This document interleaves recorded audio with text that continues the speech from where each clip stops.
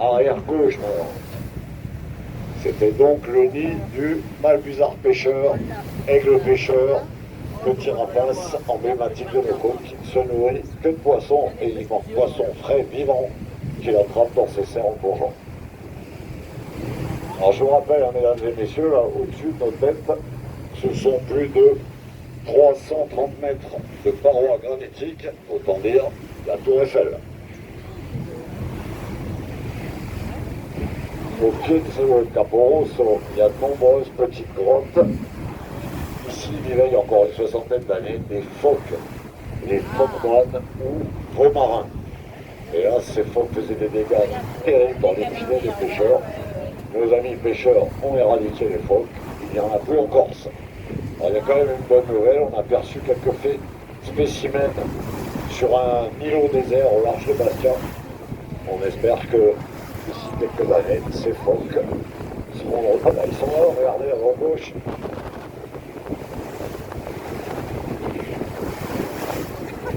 Alors, c'est romarin, un phoque moine.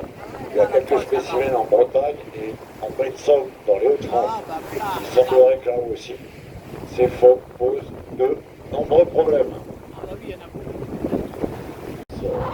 La fractosité a été causée par l'érosion. Alors nous allons faire le tour. Voilà, ici, ce qu'il y a de l'autre côté. Sur la gauche, vous allez voir un très beau rocher triangulaire. Regardez bien, on dirait un fauteuil, un trône. Nous on l'appelle le fauteuil de Poséidon, Poséidon ou Neptune, notre dieu bien-aimé de la mer. Il aime à venir se reposer là le soir avec son petit pastis.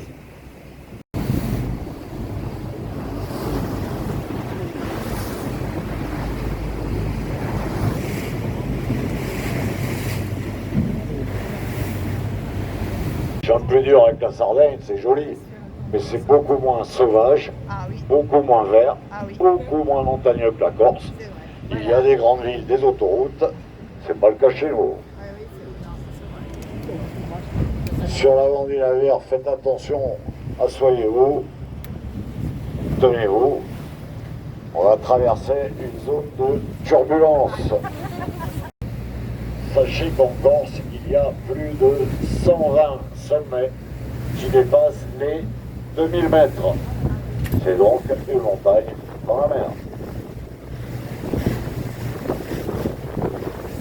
Ici, on peut voir le granit rose enchâssé dans une pierre plus sombre. On l'appelle communément les roches bleues. Son véritable nom, Cameron. En fait, c'est une autre variété, un autre type de granit, encore plus dur et plus dense que les granites habituels, ce qui est peu dire. Côté droit, sur la falaise au sommet, au milieu de la ligne de crête, là vous verrez un autre nid de Malbuzard pêcheur, aigle pêcheur, droite du navire en hauteur, la ligne de crête au centre. Alors sur la gauche, le massif rouge, ce sont les calanques de Porto, les calanques de Serrières. Elles sont beaucoup plus petites que les calanques de Cannes. En revanche, vous avez la route qui passe à 200 mètres au surplomb de la mer. Et depuis là-haut, un point de vue magnifique sur ce golfe, éventuellement plus beau coucher de soleil du monde, au coucher de soleil du golfe de Porto. Et puis pour conclure, mesdames et messieurs, sur la droite du navire, en hauteur, cette très belle montagne, c'est le Campo d'Or, tout qui culmine à 1294 mètres et 20 pouces. Mesdames et messieurs, cette promenade va bientôt se terminer.